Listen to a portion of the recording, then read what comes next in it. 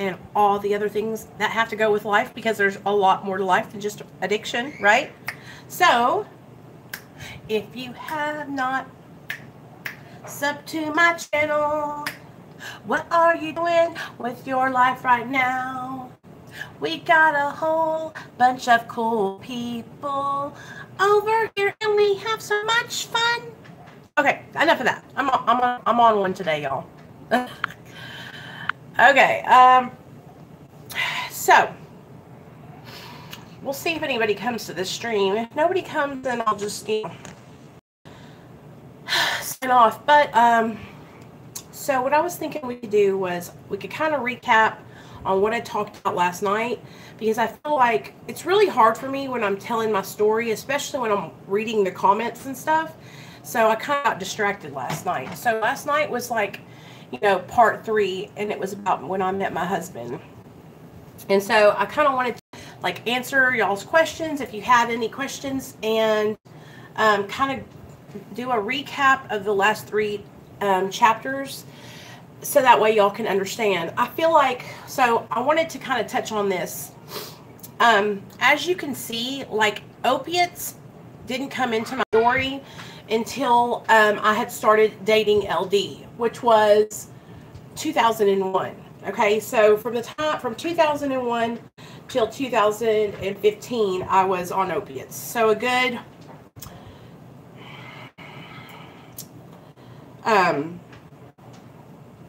14 years.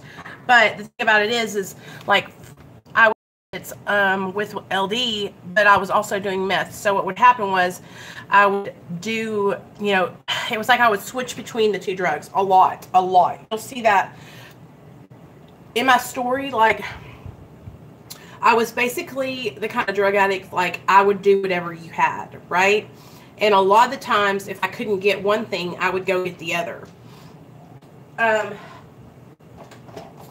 Opiates didn't become my, like, first choice of drug until I had started to realize that when I did meth, I would go crazy.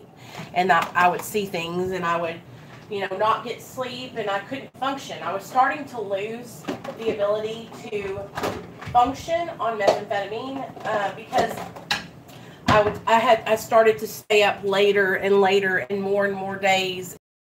I started to, like I said, inject the meth. So I didn't stop doing methamphetamine ever, but I started, like, limiting the amount I would do because of the effect it would have on me psychologically. And that's when I started shooting Roxy, which was, like I said, years after I broke up with LD, or after LD left me. But I was pretty much, you know, strung out on some kind of drug for, you know, the whole time I was in my addiction. Like, I would have these brief intervals of sobriety, like when I would go to treatment. So far we've talked about the 4 treatment centers I've been to, which was Quapaw House in the very, very beginning, Arkansas Substance Abuse, which was in El Dorado. Then the 2 times I went to RCA once I moved here to Little Rock and got out of prison. And then there was a last and final treatment center, which was what I talked about last night at the very end when I went into, when my son got taken away. So I haven't even, like, really touched on that yet, because that's a whole story in itself, me going to treatment this last time. Okay, so it was a place in Pocahontas, Arkansas, you guys. And Pocahontas, Arkansas is like a really small town, right? Well, Neil had insurance, but he had just, remember, his job didn't lay him off, but they told him that he had to go get help. So he was working for the plumbing place, and he had to go, you know, get treatment. So he took a family medical leave, right? And he took off from work. And his sister, which I'm not gonna say her name, but his sister recommended this place, right?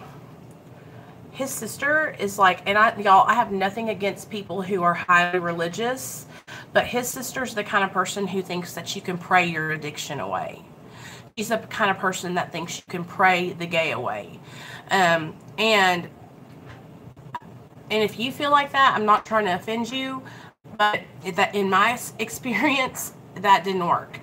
So she started going to, she's very judgmental, extremely hypocritical. From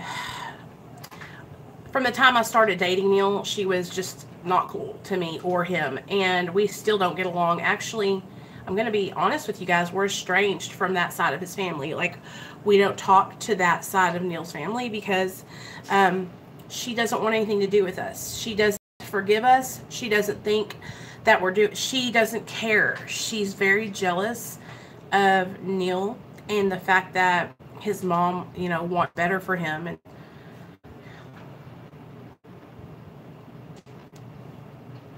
yes, that's what I'm talking about. Okay, so Pocahontas, Arkansas. He starts going to this place. I don't even know. Robbie, I don't know what the name of the place is, you guys. I'll look it up when we get off here, and I'll tell you guys tonight when we do part 4. But they made them go to church every morning, every night. They would make them do Bible study, like just... The only way I can explain it to you is that there was no recovery from addiction. There was no teaching new coping skills or anything like that. It was all just faith-based. And so when Neil went up there, y'all have to understand the way Neil was brought up. He was raised up, he went to Catholic school. And so he graduated from Catholic school. He's always had, Neil is very smart, book smart, so he's always had a difficult time grasping a relationship with God because he thinks very logically. He thinks very black and white. He's not like me where I am led by my emotions. I am led by the faith in my God. You know what I'm saying? Like, Neil is he's very scientific. Like, he sees things, it's either this or that. So when they put him in this treatment center, you got to understand, he realizes that when he gets there that it's a 6-month program, and he freaks out. Like, he is like, I can't stay here for 6 months. And you guys also need to take into account that, like, we had been together for maybe a year, maybe 6 months, right? So we were new in our relationship. We were highly, highly codependent on each other. We were madly in love. I mean, the chemistry between Neil and I was just like fire. I mean, we couldn't keep our hands off of each other, y'all. It was like so awesome. It was just like, he just loved me so much, and I felt the same way about him. And so when he got up there, they were making him, like I said, and when he got up there, he was also in withdrawal. So he didn't go to detox or anything like that. He went straight into this place that was ill-equipped. They were ill-equipped. They could not handle someone with his addiction problems. The only thing they were doing was doing Bible studies there every day. And this guy was taking people's money to do that. And it's like, what? So the straw that broke the camel's back was we had a really bad ice storm that year. And Pocahontas is north of Little Rock. So it's already gets really cold up there compared to what it gets here. And the roads were frozen over. Well, the guy that owned that place was like, hey, Neil, you got a driver's license, right? Well, I need you to do something for me. I need you to drive this van. So Neil had to drive this van that was attached to a truck by a rope, and it had no brakes. And so Neil had to, like, guide it and then e-brake it to slow it down. It was such a fucking disaster. They put his life at risk because the whole place, like I said, was just like this place where you go do Bible study. It wasn't like an accredited rehab. And like his sister conned his parents in believing that that would help him somehow. You guys, like, when you're in active addiction and you're into deep, as me and Neil were, you got to go somewhere where science and there's doctors, there's psychiatrists, and there's counselors who are specialized in addiction. So that way they can really help you. Just going somewhere where you do Bible study and work out with other guys. Like, I've been to places, like, I've never been to a place like that, but I've been and I've heard of places, like, I've visited where it was like a place where they try to instill this fear in you of drugs. And if you're already on drugs like me and Neil, you're not afraid of anything. You know what I mean? Like, so instilling this whole say no to drugs fear thing, it doesn't work. Especially when somebody's been strung out on drugs for 20 years. Hey, buddy. Nate's going to the museum today with his friend. I mean, with his nana. With his friend. So, you go with a friend? It's little. I know. They wouldn't be able to drive, would they, Nate? Yeah. So, anyway, it didn't work. He ended up leaving after being there for 2 weeks. Dad, He called me, and he had... Y'all, I forgot to tell you guys. I'm holding a real gun. They see it. I forgot to tell you guys this last night. After me and Neil had been together for like a month, he added me to his bank account. He added me to all his stuff so that way I could have control over it if something happened to him. Which, I mean, that right there showed me that he trusted me no matter what. Because, I mean, I was a wreck. And he was like, here, I'm trusting you with my bank account. So when he left, his family was like trying to get into his account, right? But I was in charge of that.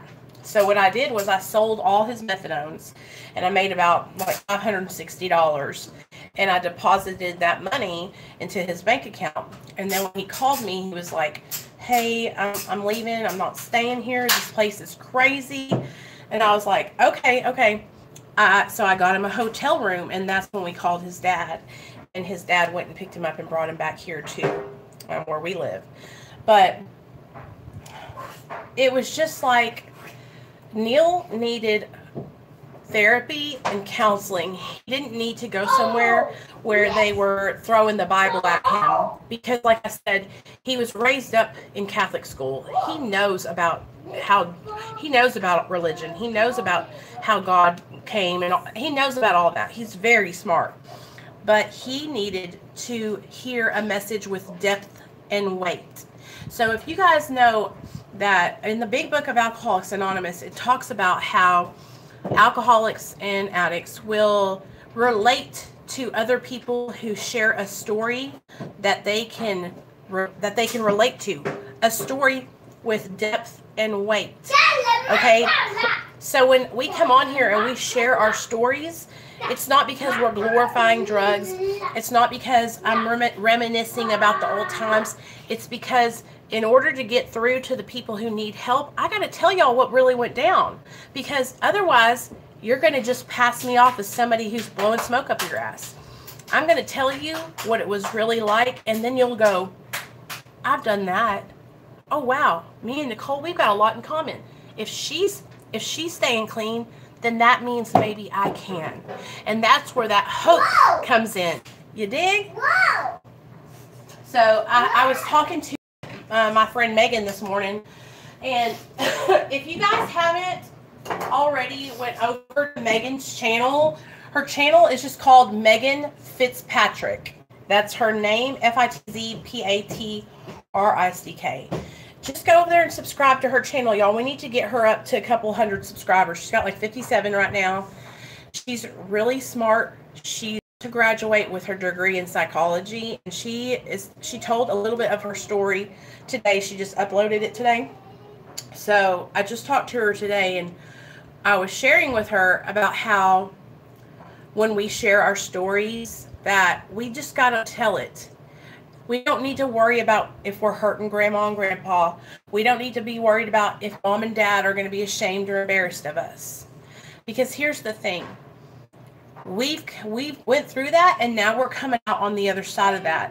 There's no reason to be ashamed, because that shame, that guilt, that worrying about what other people think, That ain't gonna get you nowhere. That just keeps you in a box. It keeps you chained to that chain.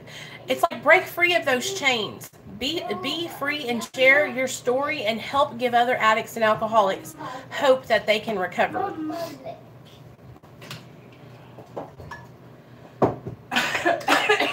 What you saying over there, boy?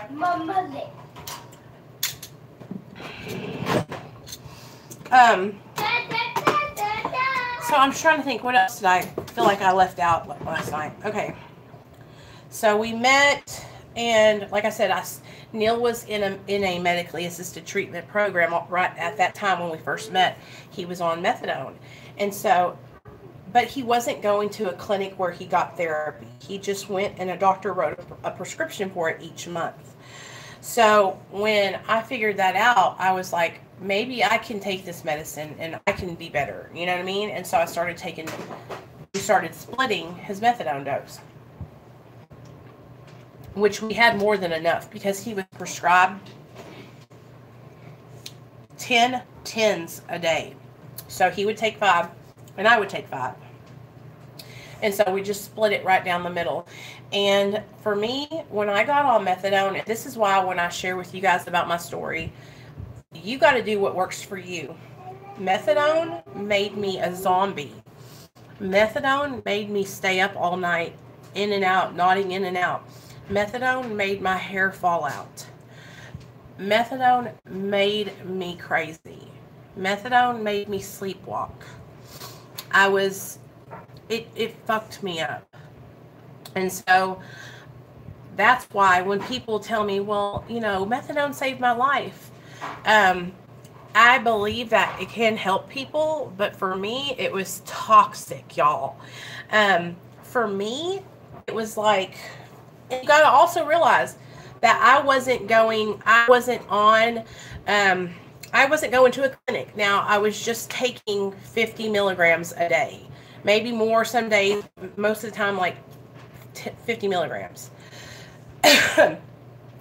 And, but what it did for me was each time I took it, like I would take it in the morning and then the next day I would take it. Hey, Meg, I would get a high from it.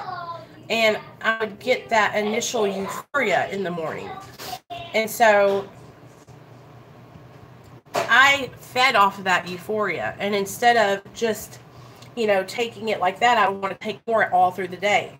So that's why it wasn't good for me. That's why Suboxone was a good option for me, because what Suboxone does is it plateaus, so I don't feel anything when I take it. Like, I've been on it for so long that I don't feel anything.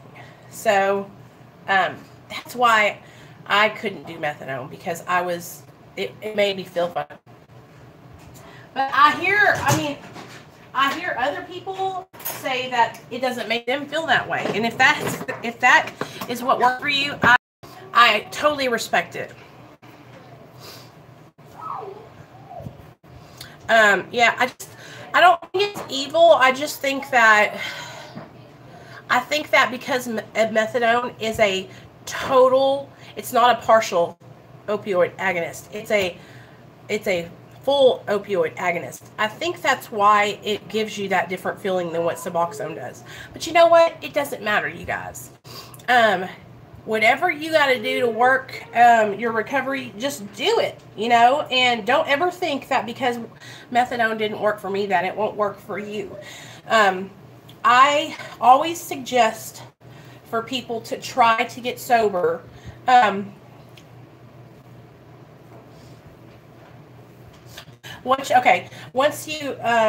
always suggest for people to try and get sober without anything first, you know, because you got to give yourself a chance, right? Just give yourself a chance and see if you can do it without it. Now, if you keep on struggling and you're, you know, overdosing and not going to die and shit, then you go and you do what you need to do. But try and give it a good college try to stay sober without any maintenance, you know? That's what I did. That's why I told you guys my whole story, because you see how many times I tried. You see how many times I went to treatment. You see how many times I would relapse. You would see all the things, all the circumstances that played in with my life, you know? All those times I tried, I didn't have a kid, I didn't have really any responsibilities. I just had myself. And so now that I have my son, I have responsibility, I have a job, you know, and the maintenance has helped me to build a foundation. I really, really look forward to not having to take it one day, but I'm taking it slow, you know, and you guys are going to go on every bit of the journey with me, and I'm going to tell you guys, and I struggle with like, now that I've jumped down a couple of milligrams, my mind tells me that I need to take more all the time, y'all. That's the biggest struggle with medication-assisted therapy, is the addicted brain wants to tell you that you need more. I mean, it's just what it is. It just does. Because I have an addict's mind. I have a diseased brain. And that's why I keep teaching myself and telling myself and practicing these coping skills that I don't need to take more. I don't need to do that, you know, but it's still a struggle. And I don't, you know, a lot of people won't admit that, but I just got to tell you guys that it is a struggle. It is a struggle. But you know what? I would rather struggle with medication-assisted therapy than be out there shooting heroin. Yeah. It's the mind of an addict. We always need more. I mean, you guys, I can put it into so many different situations. I need more, like when I'm eating Chinese food. I don't know what it is about Chinese food, but it's the salt or something. I need more. When I'm like out shopping, if I stuff, I want more. You know, it's just like this extremist mentality, you know? Yeah, I think the MSG in it makes me like addicted or something. But that's I mean, I'm just trying to use different examples of how my brain is always telling me I need more. So it's a daily. What's wrong, buddy?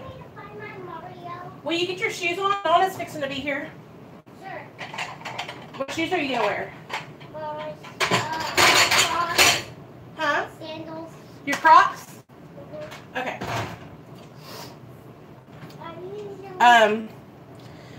Do you guys have anything you want to ask her? Any questions you have last night's episode? You know, when me and Neil met, we were joined at the hip.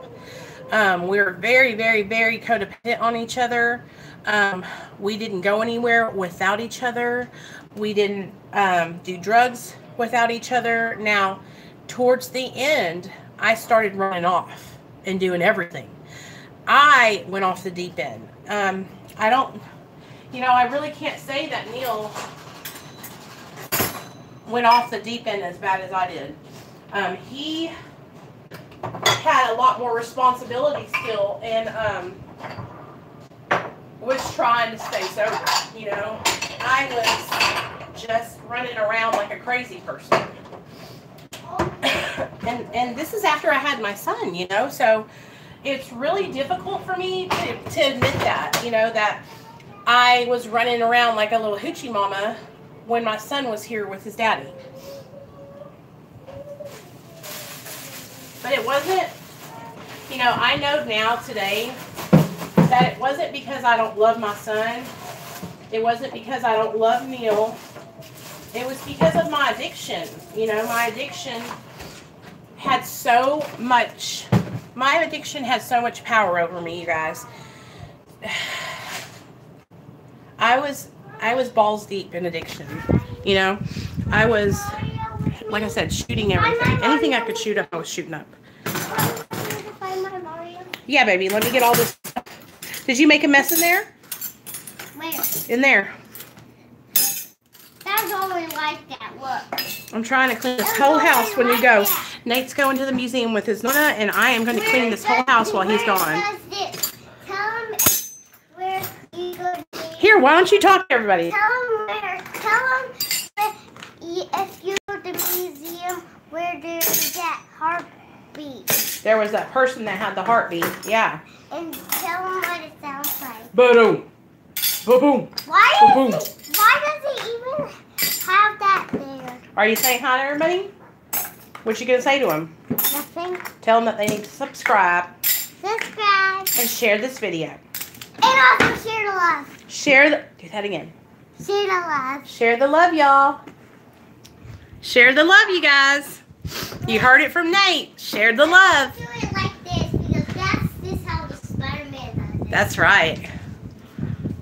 He is a big boy. He's 4 years old. No, I'm not anymore. Come on. Baby, you don't turn 5 until July. Liar. I had you out of my... Liar. I gave birth to you. Liar. Y'all never guess what happened today. So today when we woke up, my husband likes to leave... There was a bird in the house. My husband likes to leave this door open so the dogs can go in and out to go potty, right? Well, have you guys watched my video about Neil's dad passing away? If you haven't, go check it out. It's a couple of videos. He turned it... My dad turned into a bird. So I woke up this morning, right? He turned into a bird. And there was a cardinal inside of our house. For no reason. Why? A red cardinal. And you guys know what happened. Y'all know what red cardinals mean. That means that somebody has passed over and they're coming back to say hi. No, that wasn't. There's Nelly sleeping. Shh. Nate, I'm not digging in your room, man. God, I gotta clean up his whole damn room. It's a lot of stuff, son. Okay, I'm right here. Go ahead and find your Mario. Okay. So, there was a cardinal inside of our house, like flying around. So, I was like, holy shit, that's Neil's dad coming back to say hi to us. So, I went downstairs and I got the broom and I opened all the doors and I kind of guided it back out. But it didn't want to leave. It went through every single room and landed on every single windowsill. It was so sweet. Pretty bird. That's not even turned into bird. It went inside. Nate, you don't understand. You're not old enough to understand what I'm talking about, buddy. Mommy, it's okay. come with me to find the Mario did it. What Mario? Just come on. Nate, Please. go look. Nate, your room's right over there. Go. Please. Go look. If you hit me, boy, I'm going to spank you in front of everybody. Sorry, guys. My son is chomping at the bit. He's fixing to go out and have a good time with his Nana and be all kinds of having fun and get toys and party and woohoo. Come with me. Baby, Just please. your room is right across the hallway. Go ahead. Please, just come with me. Oh, my God. Moms, do you guys have children who have to have you right beside them at all times? Please, can you relate to this? We will be literally in the same house, but he wants me to be in the same room as him. I can't have any privacy. So I'm going to see y'all later. I'm going to sign off because I've got to go be by my son's side because he can't go anywhere without me. But I hope y'all have a great day and I love y'all. And I'll see you tonight at 6 p.m. Central Standard Time for episode 4